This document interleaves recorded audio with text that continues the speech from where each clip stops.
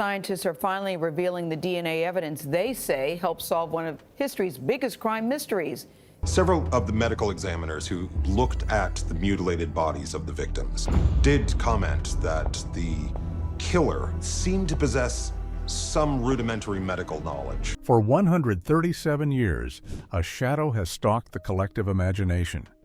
We've been fed stories of top hats, royal doctors, and cinematic monsters, but the fog is finally lifting. In a high-tech lab, away from the gaslight myths, a single piece of silk has surrendered a secret. The DNA doesn't point to a legend, it points to a man. The most famous cold case in history just got a name, and the truth is more grounded and chilling than the fiction. Who is Jack the Ripper? The artifact, a stained piece of cloth.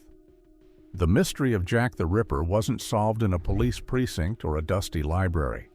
It was solved on a table in a biology lab, focused on a 3.5-foot length of silk that looks at first glance like something you'd find at the bottom of a thrift store bin. This is the Catherine Eddowes shawl, an item that has become the most scrutinized piece of fabric in forensic history. To remember how we got to a name, we have to understand how this artifact survived a century of chaos, neglect, and disbelief. The story begins on the night of September 30th, 1888, in Mitre Square. Catherine Eddowes was the Ripper's fourth victim, and her death was particularly gruesome. According to the history of the object, Acting Sergeant Amos Simpson was one of the officers on the scene. Amidst the horror of the crime, he spotted a silk shawl patterned with blue and gold Michaelmas daisies. It was soaked in blood. For reasons that remain a bit of a historical gray area, Simpson was allowed to take the shawl home to his wife. Understandably, Mrs. Simpson was horrified. She never wore it, never washed it, and tucked it away in a chest, where it stayed, unmodified and unlaundered for generations. This lack of washing is the miracle of the case. In the Victorian era, people didn't think about DNA profiles or epithelial cells.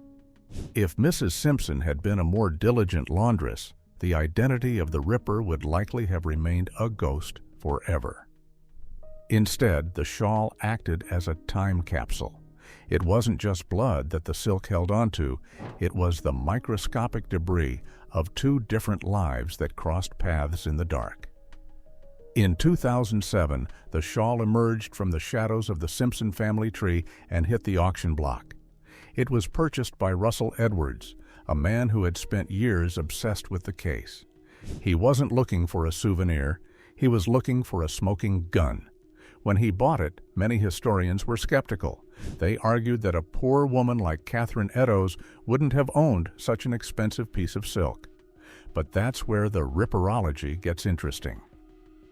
The shawl was of Eastern European design, specifically stam print, which was common in the areas where the primary suspects originated.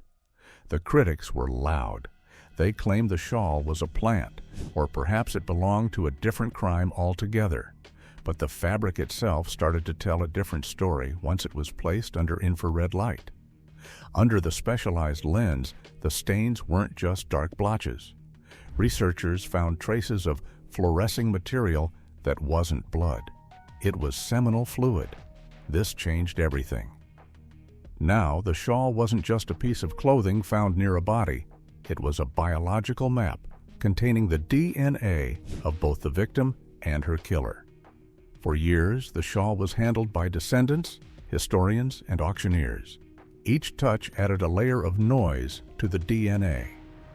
Skeptics argued that after 137 years, the original genetic material would be buried under a mountain of modern contamination. However, the deep fibers of the silk, the parts that hadn't been scrubbed or bleached, held onto the mitochondrial DNA like a vice. It was a race against time and decay. The artifact had survived the Blitz, multiple house moves, and the simple passage of a century. It was ready to be interrogated by 21st century science. But the truth didn't come from a dusty police file. It was hiding in the fibers of a forgotten heirloom. The breakthrough molecular fingerprinting.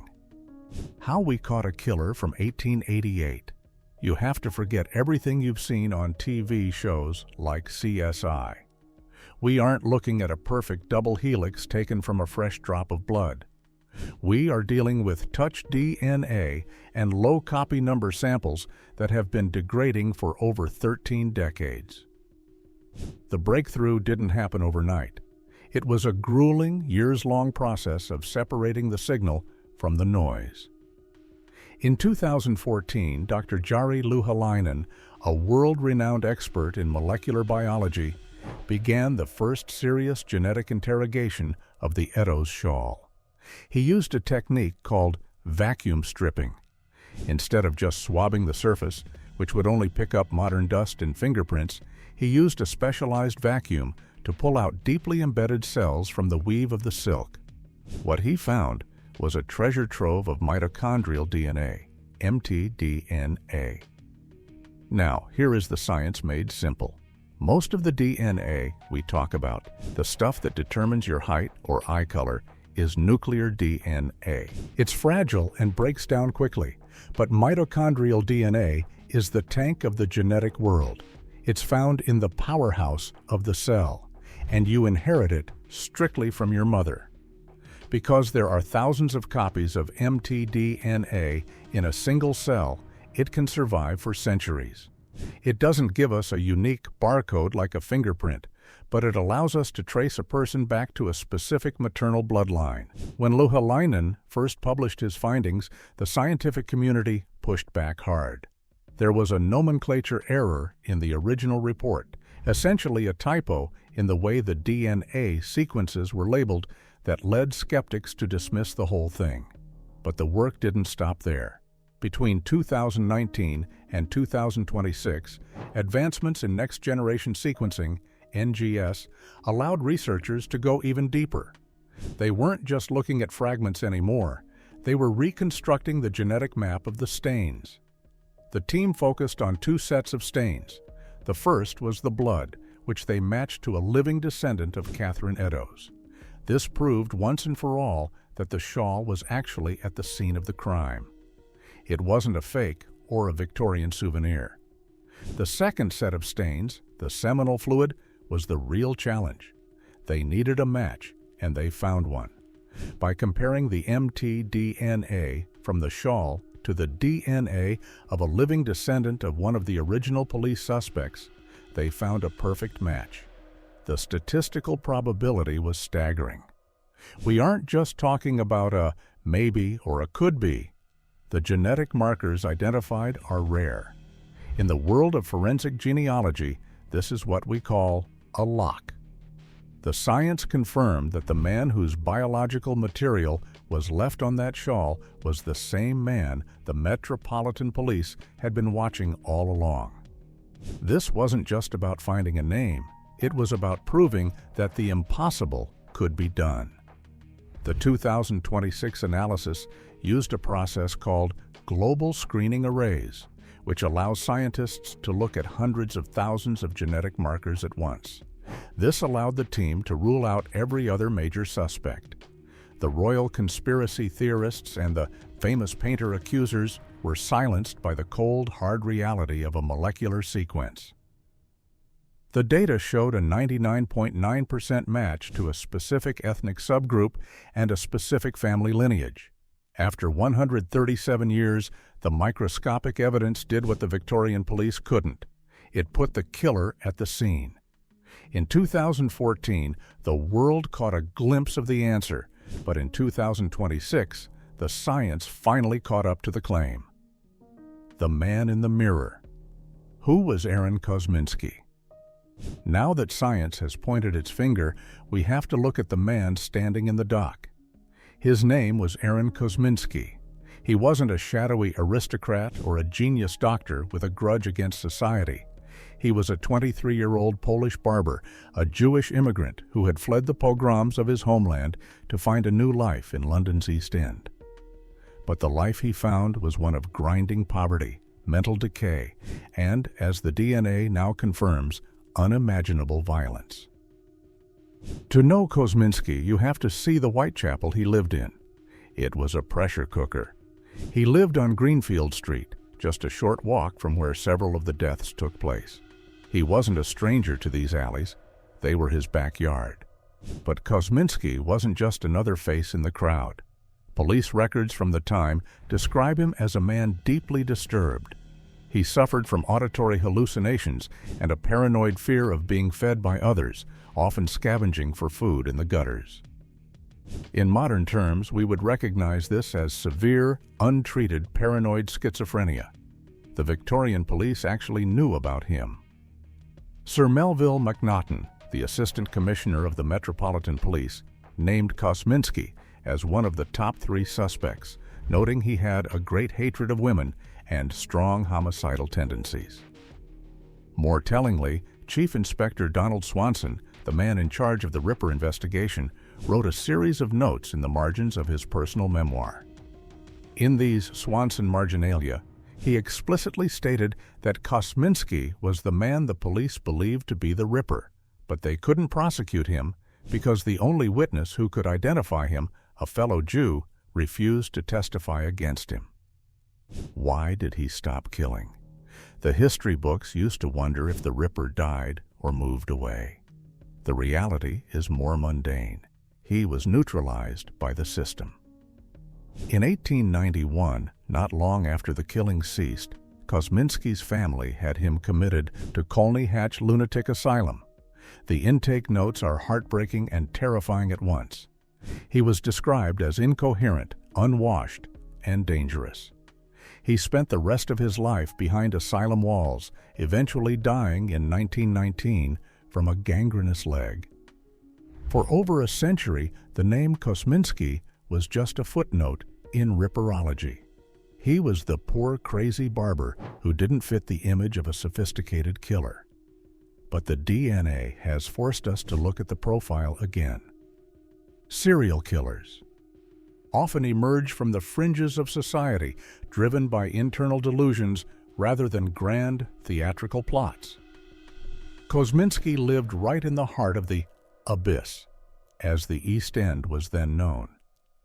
He knew the shortcuts, the dark corners, and the movements of the police because he walked those streets every single day.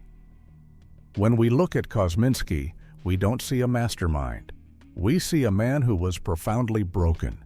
He was someone who could blend into the background precisely because he looked like everyone else in Whitechapel, disheveled, poor, and desperate. The DNA doesn't just give us a name, it gives us a tragic, gritty reality. It replaces the cape and the top hat with a stained apron and a barber's razor. It reminds us that evil isn't always a spectacle. Sometimes it's just a quiet, disturbed man living in a boarding house, waiting for the voices to tell him what to do next. He wasn't a duke, a doctor, or a famous artist. He was a man living on the edge of the world he terrorized. The not who you think factor. For over a century, the public has been obsessed with a version of Jack the Ripper that simply didn't exist. We wanted him to be a gentleman. We wanted a villain who wore a silk cape, carried a black medical bag, and disappeared into the fog like a phantom. This Gentleman Jack myth was fueled by the sensationalist press of the 1880s and cemented by decades of Hollywood movies. But the DNA evidence pointing to Aaron Kosminski shatters that image. And it's worth asking, why were we so wrong for so long? The biggest myth was the surgical skill argument. Because the Ripper's victims were mutilated with such anatomical precision, the Victorian public assumed the killer must be a surgeon, a butcher, or even a member of the royal family. This led to high-profile suspects like Sir William Gall, the Queen's physician, or Prince Albert Victor. People wanted a grand conspiracy. It made the horror feel more meaningful. If the killer was a powerful aristocrat, it felt like a commentary on the corruption of the upper class. But the reality of the crime scenes was much more chaotic. Modern forensic pathologists who have re-examined the autopsy reports of the canonical 5 victims argue that while the killer was fast, he wasn't necessarily precise in a medical sense. He had a rough knowledge of anatomy, the kind a barber or a local slaughterhouse worker would have. Aaron Kosminski, a barber, would have been intimately familiar with handling razors and sharp tools. He didn't need a medical degree to do what he did. He just needed proximity and a lack of empathy. Our cultural obsession with Jack also blinded us to the psychological profile of a serial killer. We often think of these figures as evil geniuses. Think Hannibal Lecter, but most are disorganized killers. They are often men on the fringes of society, socially awkward, and struggling with severe mental health issues. By looking for a mastermind, we looked right over the man who was actually there. We ignored the low-status immigrant who was struggling with schizophrenia because he didn't fit the dramatic narrative we'd built. There's also the royal conspiracy factor. This theory suggested that the killings were part of a cover-up to protect the monarchy. It's a great plot for a movie, but it falls apart under the slightest scientific scrutiny. DNA doesn't care about politics or titles. The genetic markers found on the Eddowes shawl don't match the House of Windsor. They match a lineage from Poland. The reality is that the Ripper wasn't a man who had everything to lose. He was a man who had already lost everything. By unmasking Kosminski, the science takes away the romance of the mystery. It strips away the top hat and the mystery and leaves us with something much more haunting. A vulnerable, mentally ill man living in a slum, fueled by a localized hatred that the world chose to ignore until it became a headline. We were wrong because we chose to look up toward the palaces when we should have been looking down into the gutters. The truth isn't a thriller, it's a tragedy. For a century, we wanted a cinematic villain, but the reality is much more haunting. Is everything we know now the absolute truth? The doubts in the Ripper case. Science is a powerful tool, but it's operated by humans, and humans make mistakes.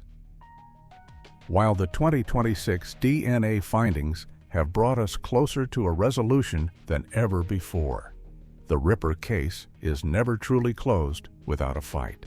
Skeptics, historians, and even some fellow geneticists still have their hands raised in the back of the room, and their concerns aren't just noise, they are the checks and balances of forensic science.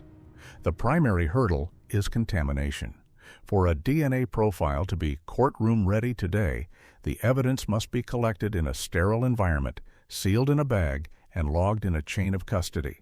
The Eddowes shawl had the opposite experience. It spent decades in a family's home. It was handled by police officers, descendants, curious journalists, and eventually auctioneers. In the early 2000s, it was even displayed at conventions where people could get relatively close to it. Critics argue that the Kosminski DNA found on the shawl could have been deposited by someone else entirely, perhaps a descendant of Kosminski who touched the shawl at an event, or through secondary transfer, where DNA travels from one object to another. Then there is the issue of provenance. How do we know this shawl was actually at Mitre Square?